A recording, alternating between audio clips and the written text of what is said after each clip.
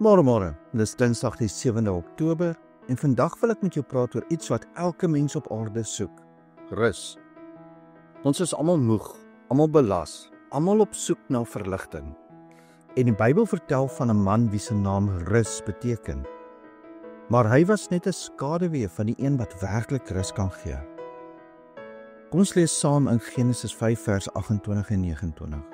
En Lamech het 182 jaar oud geword en 'n seun verwek. En hy het hom Noag genoem en gesê: hierdie sal ons troos oor ons werk en die verdriet van ons hande vanweë die aarde van die Here vervloek het. Noag se naam beteken rus of troos. Sy pa het gehoop, dalk sal hierdie seun die vervloeking ophef. Maar toe kom Jesus en sê in Matteus 11 vers 28 en 29: kom na my toe, almal wat vermoeid en belas is, en ek sal julle rus gee.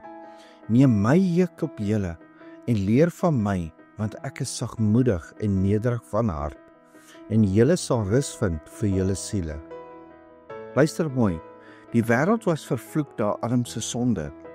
Mense het geswoeg, gelei, gehinker na rus. En Noag het die ark gebou en 8 mense was gered. Maar na die vloek, die grond was steeds vervloek. Die sonde was steeds daar. Mense was steeds moeg. Noag kon nie die ware rus gee nie, maar Jesus kan. In Jesaja 11 vers 10 was daar geprofeteer: sy rusplek sal heerlik wees.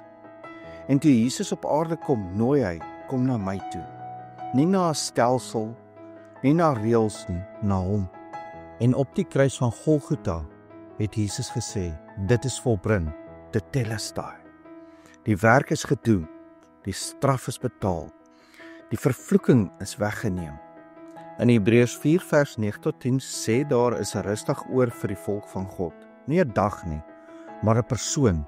Sy naam is Jesus. Jesus gee rus van die las van sonde, want hy het jou skuld betaal. Die vrees vir oordeel, want hy het die toorn gedra. Die worsteling om aanvaar te word, want jy is aanvaar in hom. Die gewete wat jou beskuldig, want sy bloed maak skoon.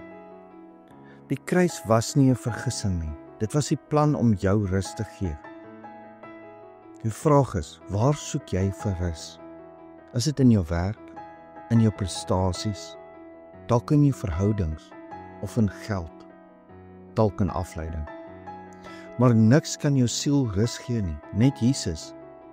Die vraag vandag is, het jy al ooit werklik na Jesus toe gekom? Het jy al ooit gesê: Here, ek is moeg, ek dra laste, gee my rus? Jy weet hy wag op jou vandag. So, as jy vandag vir die eerste keer of weer opnuut wil kom na Jesus vir rus, bid saam met my. Here Jesus, U is die ware rusgewer.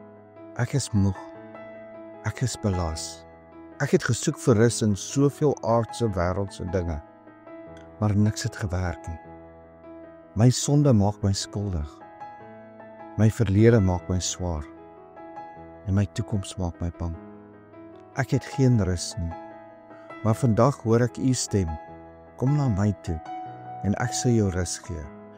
Jesus, ek kom met leë hande en 'n moe hart. U het op die kruis gesê: dit is volbring. U het die werk gedoen wat ek nie kon doen nie. U het die toorn gedra wat ek verdien het. U het die vervloeking weggeneem. Gee my vandag die rus wat U beloof het. Maak my skoon met U bloed. Gee my vrede vir my siel. Laat my weet ek is veilig in U. Ek glo U het opgestaan uit die dood. Ek glo U leef. En ek gee my lewe vandag aan U. U is my Noag. U is my rus. U is my alles. In U heilige naam. Amen. En luister na hierdie waarhede. Jy hoef nie meer te soek vir aanvaarding nie, want jy is aanvaar deur Jesus. Sy werk is voltooi en jy kan rus. Jesus is jou Noag, jou rusgewer, jou vrede. En onthou, jy is dalk die Bybel wat iemand vandag moet ontmoet. Deel hierdie boodskap van rus. Kom na Jesus en vind daai rus. Ek hoop jy het 'n geseënde Dinsdag.